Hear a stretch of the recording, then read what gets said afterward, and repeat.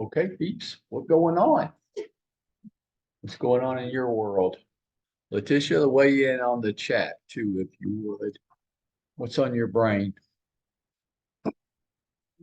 What you got? Um, remember it was a woman I was telling you about who had a really low budget. And she couldn't afford anything really. And someone told me about Debbie. Okay. What are your, Dee? Oh, sorry. Dee. What are your thoughts on that program? So it's a rent to own program that you get paid for now. Right. So with Divvy and other programs like that, who's actually your customer? Well. Divvy's the customer. Divvy's going to be the one to buy the home. Divvy, they'll then rent it back to your customer. It's an option. I mean, so like, what's our role today? You're a modern agent. What's your role? Yeah, you're a trusted advisor. If you're not, nobody needs you. So all this drama that's out there, right? What's going to happen to the real estate agent industry going forward? I don't think anything's going to happen to the industry. I think there's going to be some things that happen to the individuals. And if you just have a real estate license, but you're not really a trusted advisor because you just have a license and you just unlock doors for people, I don't think anybody needs that. And I think that's what you're seeing in this business is the gap between the haves and the have-nots among agents is getting really big. Getting really big. Some agents are making millions and most are making nothing. Nothing. Why? Some people just have a real estate license, but they're not a trusted advisor. They don't really know any more about anything than the customer does. So that's kind of your job is to be able to lead and guide the customer. So I kind of think about it differently. It's my job to know more than the most advanced, sophisticated agent in this building. Nobody here can know more about residential real estate than me. That's my job. And the day you feel like you might know as much or more about this than I do, you probably should leave. I would. So it is my job to stay ahead of you. It is your job to do that with your customers. And if you're not, because you just have a real estate license and you don't really want to put that much effort into it, you really just want to unlock doors for people, I think you're going to be going away. That's what I think. Divvy's an option. Easy buy, easy sell. These are all options. Our role is to put the options on the table for the customer, explain it to them, let the customer pick which one's best for them. Not us tell them which one's best for them. Let them pick. But whatever one you pick, I can guide you through that. Right. Because she hadn't heard of it, but when I found out about it, I read about it and I talked about it. This is another option for you. It's because Right. For all your customers. So anytime you bump into a part of this business that you're not that familiar with, you need to get schooled up on that because nobody can know more about it than you do. Or they don't need you. Right. The old days of helping them find the house, and nobody needs you to help them find the right house. They just don't. Right. So they have tutorials in there. They all work kind of the same with little tweaks among them. You want to understand what they are. Okay. Right. What else is going on out there with you? Letitia, Dominique, what about y'all? Yes, ma'am. It's a lot. Today, we're about to accept an offer based on this after I speak a little bit more to hopefully find somebody. Assumable mortgages. So this one sounds very good. What do you mean? Okay, so of course it's an over asking price, so she prefers this over the other offer. It's an assumable mortgage. Assumable mortgage. is The only- homeowner has an assumable mortgage on Yeah, their the- property? Company called Rome, there's multiple, I'm sure, but this company called Rome, and what they do is they pull up every listing that comes up, it's FHA or VA, because those are possibly assumable mortgages. Uh-huh. And then they have agents that work for them, and those agents go and they show people houses, so that their clients can assume a 3 or 4% mortgage. Okay. As soon as you accept the offer, within hours, they call the mortgage company. So Uh-huh. that's the only way they have permission to call. So they call the mortgage company with everybody on the phone, so 6 people, and they get permission at that point. So they'll know right then, within a couple hours, if they can do it or not. And then if they can do it, they say within 30 days, even though I've heard 45. He's like, I've done over 20 of these in the past year. It will happen. They have to pay off the payoff amount. So this guy has up to $300,000 cash, and they showed me that. They have to pay off the payoff So in amount. order to get this assumable mortgage, he'll be able to get this 3.4% mortgage. But he has to pay off whatever they already have in What they still owe. what they still owe. He has to pay off what they still owe. Who has to, we're using pronouns here. Who's he? Who Of the has to, buyer. they have to pay off what they still owe. What they're assuming, if they're paying enough, Okay, so what about assumable mortgages? Are you the listing agent in this scenario? Okay. I've done thousands of assumables. In the old days, all FHA loans were non-qualifying, non-escalating assumable mortgages. I bought my first home assuming the seller's mortgage. And I wrote them a check at closing for their equity. So if they owed $100,000 and they were asking 150, I took over without having to qualify for it, a one-page notice, really, wasn't even an application. I took over their payments, their mortgage. I assumed it, didn't have to qualify or anything. And then at closing, I gave them a check for the $50,000 in that example, right?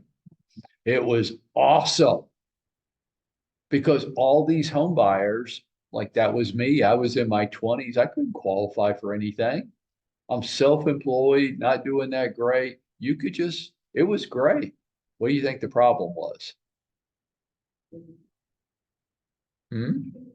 Well, I didn't, but okay, so the first purchaser had to qualify for that FHA loan. But when I bought the home from those people and I just took over their payments, nobody qualified me. So awesome. It was great.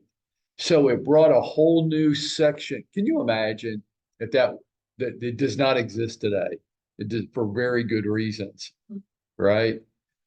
Okay.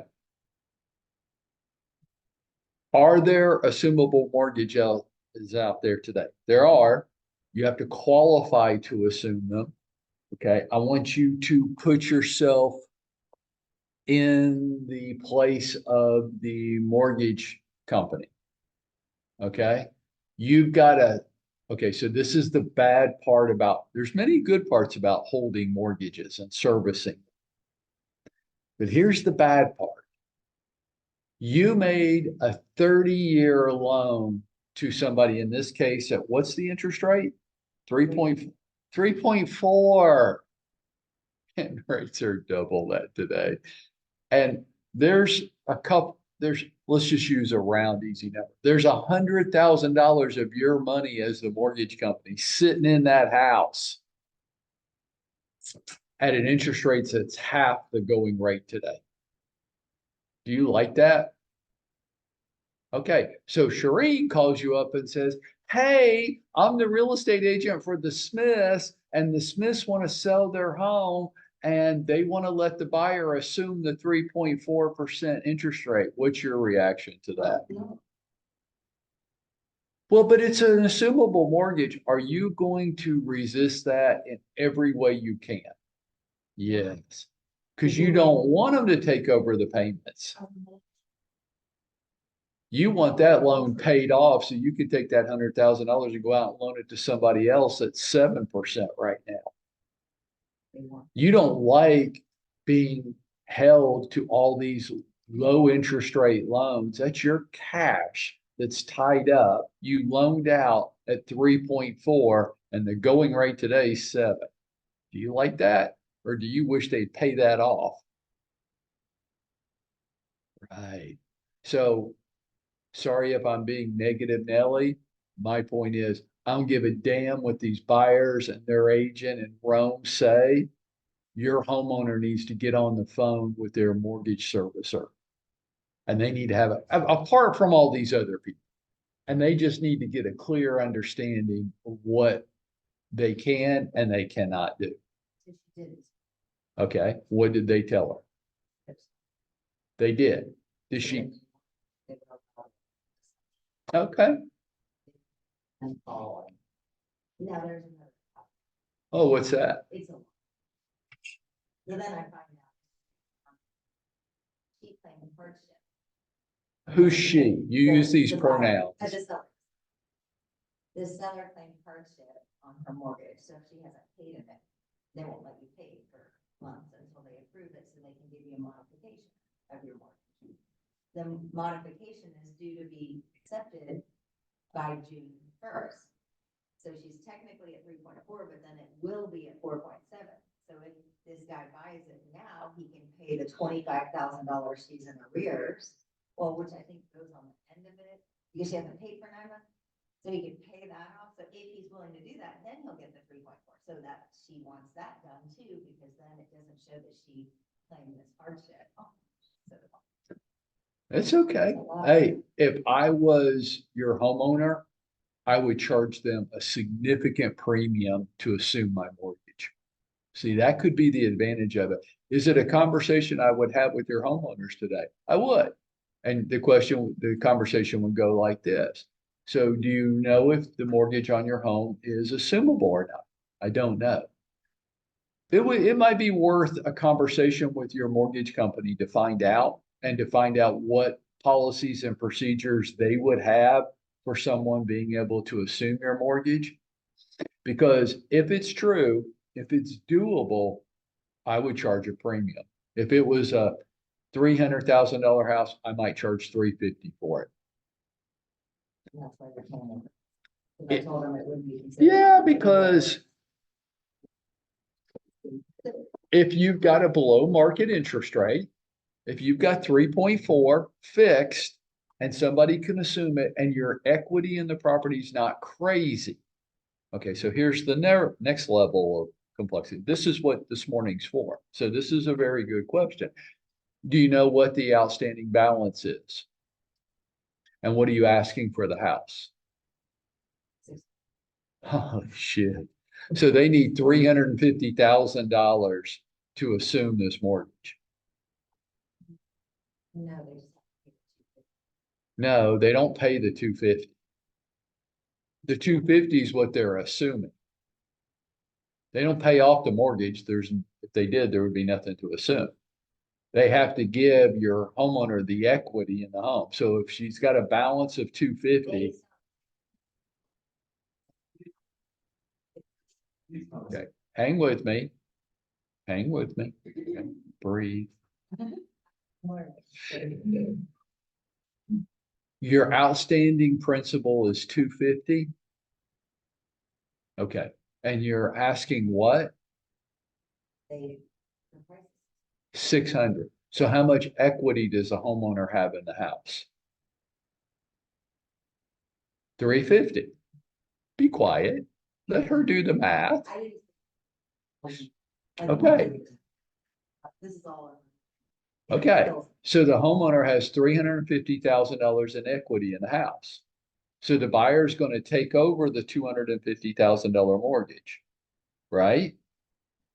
Well, they're going to have to give the homeowner the 350. But is he getting to get a loan for that? I don't know. Maybe. Does your homeowner care how he gets the 350? No. You just got to give me my equity in the property. Right. That's an obstacle. Many people buying a $600,000 house don't have $350,000. If they did, that's a whole different story, but they don't. That's very unusual. But if they do, fine. Maybe, but maybe, or, I think.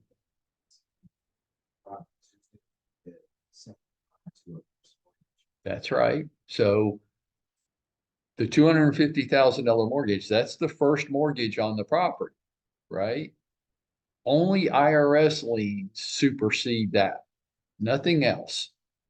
Okay, so if the buyer says, well, I don't have 350, but I do want to assume your mortgage. So I need to go out and get a loan for the 350. That's fine. It'll be secured against the house, but now it's a second mortgage. Okay, if you can get it. And the second mortgage is going to be at the higher rate. Now, the home buyer might be saying, yeah, but even the two combined are significantly below what I could go get on the market right now. That's true. You just have to be able to make, there's a lot of ifs in there, right? You're looking at me with, you. No, I'm actually surprised this isn't coming up more well, with rates double what they used to be. I mean, I did. Okay. It just, I want to talk to my clients, get approved for a loan, just for a loan, there's a difference. In that mortgage payment versus what they pay for two mortgages. Okay, when you combine the two, right? Sometimes, what's another alternative? Sometimes the homeowner will take back a second themselves. Your homeowner might say, you know, I don't really need all 350. If you'll give me, I say, I wouldn't just charge the going rate for stuff like that. If it was me, I would say, if you'll give me an 8 to 10% interest rate, I'll give you a second mortgage on the home. You give me 50 and I'll hold a mortgage for you, second mortgage of 300. And if I'm getting 8 to 10% return on something secured by the house, I'm okay with that.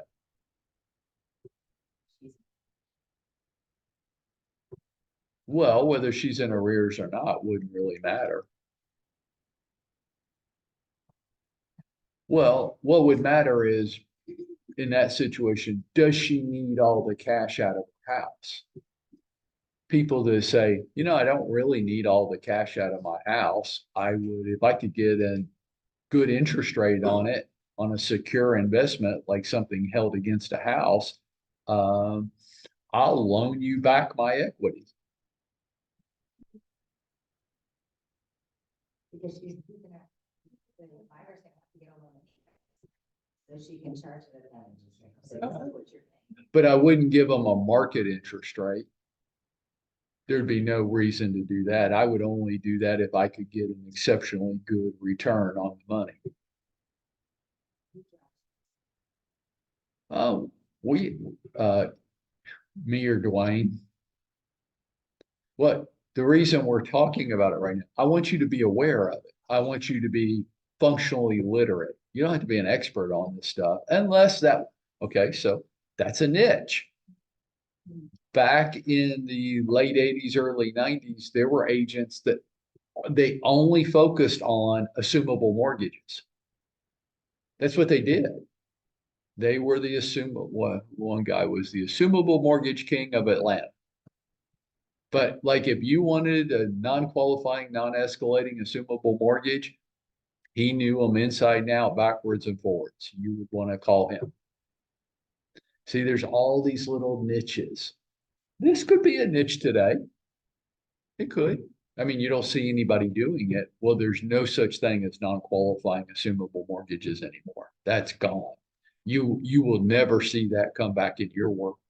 Well, let me be careful. You might, no time soon, you'll see all kinds of stuff come back again. There was just too much money being made in it. Like you'll see subprime come back again too. You will. They won't call it that. They'll come on with a different name for it. Anytime something's name gets negative connotations with it, just change the name. Don't call it that anymore, call it this. But it'll come back. She Well- owes this $1,000, and she is excited about accepting it because she says, well, and he'll pick that up as well. She has to pay that off for him to get that raise, so she said, he'll pay that off When, prior to closing. okay, are It's you, worth it. well, theoretically, in her mind, he's gonna pay an extra $25,000 for the house. Yeah, and he might just to lock in that 3.4% rate. You'd have to do the math on it to see at what point does it not make sense anymore. I'm getting a lot of funny looks in the room. So what's the role of that? Wrong. You never don't think it's 1%. They're proposing the alternative. Did they create something that didn't exist before they came along? No. Your homeowner's loan's always been assumable. But see, nobody telling people. So Rome has a little marketing thing and they're out there telling people, well, don't go out and get a mortgage at 7%. Call us and we'll show you how to get a house with a 3.4% rate.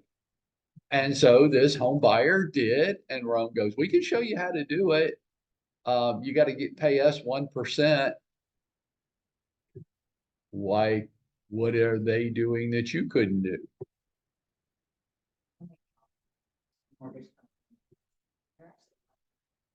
What are they doing that you couldn't do? Okay, so like people, this is actually a very good conversation so that you can kind of see it. We talk about target audiences in a lot of different ways.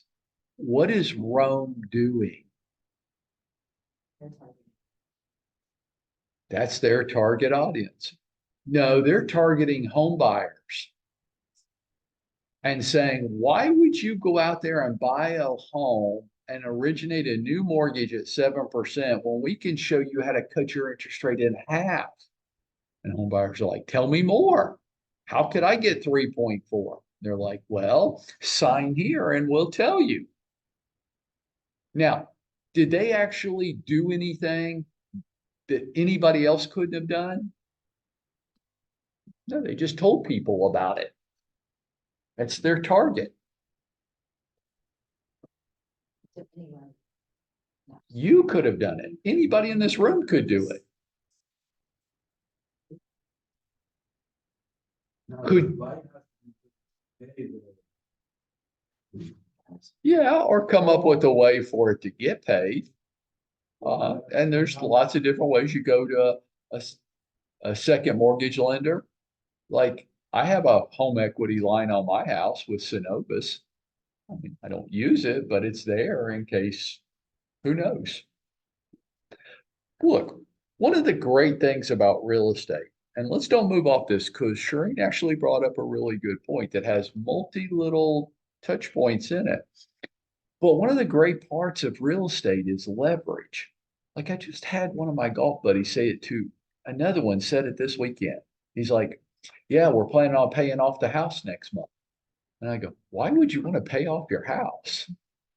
He goes, well, you know. I'm like, no, I really don't know. Why would you want to pay off your house? And he goes, security. I'm like, security? What? At what price? He goes, well, what are you saying? I'm saying this. If somebody wants to give me 30-year money at 3.4, I'm going to take it. And I'm going to take every dollar they'll give me. Why? I don't want any equity in any of my real estate. None. The advantage to real estate is leverage. It's leverage, which means if I want to buy $100,000 worth of stock, I have to have $100,000. But if I want to buy $100,000 house, if such a thing existed anymore, I don't need $100,000. I might need 10. So for the same thing you could do in the stock market with your $100,000, I can buy 10 houses. It's leverage. Well, isn't debt bad? No, not all debt's bad. Some debt's bad. Consumer debt, credit cards, car loans, student loans, that kind of stuff, that's bad. Anything that is a depreciating asset, which is kind of an oxymoron. There's really no such thing as it. One thing conflicts the other. Mhm. But if it goes down in value, like your car, well, you don't want to borrow money on that. Well, I needed to buy, then you're buying too expensive of a car. If you have a, don't get me started on this, but if you're driving a car and you say, the only way I can drive that car is to get a car loan, then you shouldn't be driving that car. Sorry, you're living beyond your means. If you carry a balance on your credit card, you are living beyond your means. If you have active student loans right now, you are living beyond your means. You are living a lifestyle that you can't support. And that shit's going to catch up with you hard and fast. Real estate debt, got no problem with that at all. Why? Because your real estate's going up in value every year. Got no problem with debt on that at all. Cars, credit card, yes, huge problem with that. Rome, is that the name of the company? All they did is what we talk about nonstop all the time. They went, interest rates are at 7 or higher. There's mortgages out there that are assumable, all mortgages, not all, some. We're going to tell people that we're specialists in assumable mortgage, and if they want an interest rate way below everybody else's, to call us, and we're going to charge you, in this case, a 1% fee. To do what? To guide you through something that nobody else knows how to guide you through. The buyer is not VA, even though the loan is VA, so the buyer has to pay an additional $1,500 to transfer it to non-VA. Whereas if he was VA, you're going. Okay, so all this may or may not make sense. This is where somebody has to do the math. Okay, you're behind on your payments to the tune of 25,000. Might be worth it for me to give you the 25,000. Might not. Might, all these fees, all these things might be worth it, might not. Doesn't really matter. What did Rome do that anybody in this room or on this Zoom couldn't have done? They marketed it. They did, yeah. All they did was go out there and tell people about, hey, we do this. Steve Danino is focusing on lofts in Atlanta. Yeah, do you want to live in a loft? Uh-huh. You would. But Okay. So how about you? Do you want to live in a loft? Okay, then you're not Steve's customer. She might be. Right. Is he saying that he doesn't do anything else? Yeah, he's implying that he does. I do lofts. And I know more about lofts in Atlanta than anybody else does. And he's an artist, so it just kind of makes sense, right? That's where artists live. They live in warehouses. Right. Well, every movie I ever see that's got an artist character, they always live in some old abandoned warehouse, right? With a lot of books. Right. Well, could you help somebody buy a loft? You could. Right. Well, then what's he doing you couldn't do? Nothing. He's just telling people about it. Right. What is that for you? This is what we call a target audience. It's a niche. It's a specialty. All Rome is doing is making a 1% fee for making people aware of something and kind of guiding them through it. Sounds like a trusted advisor. Right. And all they're going to do is say, hey, we're going to get all the parties on a conference call with the lender. Shit. Who couldn't have done that? Right. Now, should that be your niche? It doesn't have to be. It could not. But like you got to see it, right? Just see what they're doing and then open your mind to that. And we get so pigeonholed with the way we go at this. Like it's got to be a defined group of people. Like it's got to be these people in my, or it's got to be these neighborhoods or geography, or it could be, it, this is an example. It could be anything. Matter of fact, a couple times I tease our lenders about assumable mortgages, and on Wednesdays, nobody says a word. I'm like, yeah, nobody's specializing in this. You know what else nobody's specializing is? It's just kind of confounded me. I just think people just don't give a shit that much. That must be what it is. Like our easy sell program. Nobody's really taken the bull by the horns and gone, you know what? I'm just going to get out there and tell people that we have this. What's Mark Spain done? What's his niche? What's his billboard say? You ever wonder how he does that? Yeah, all he did, he's not using his money to buy the houses. He partnered with Open Door. Well, Open Door is one of our easy sell partners, but we have 13 as of today. So Mark says, call me, I'll get you one offer on your house. And we're saying, call us, we'll get you up to 13 different offers. Maybe, maybe not. Let's find out. And nobody. I approved privacy every time I didn't have that, in my house, So what? they, I know you're just saying, and but don't miss it. So what?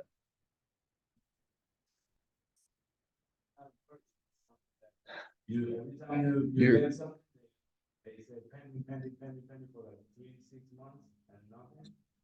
And, So what? and, every time the You're other lady missing the- called me, ready to receive a low offer? I'm like, no, we're not ready. I want to send an offer. You're missing the point. The point isn't whether you get an offer back or how many or what the price is. It's not the point. It's an option. Y'all, then don't do it. You're missing the point. The point is, it's an option. Did anybody else bring the option to those people? And by the way, if you don't get any offers back on your house, what's that tell you? Who knows? It just might not be a very good house. That's what I would take it in as information. It's an option. It's another step in the conversation. Y'all get way too transactionally focused on this stuff. Well, these boomtown leads aren't any good because I haven't sold a house off of them. Okay, well, maybe the leads suck. Maybe you do. Uh, you're being way too transactionally focused. Joanna Stanley just closed one at the end of last week. It's done. Paid for 2 years. Uh-huh. Well, I haven't had one like that yet. Well, then maybe you should quit.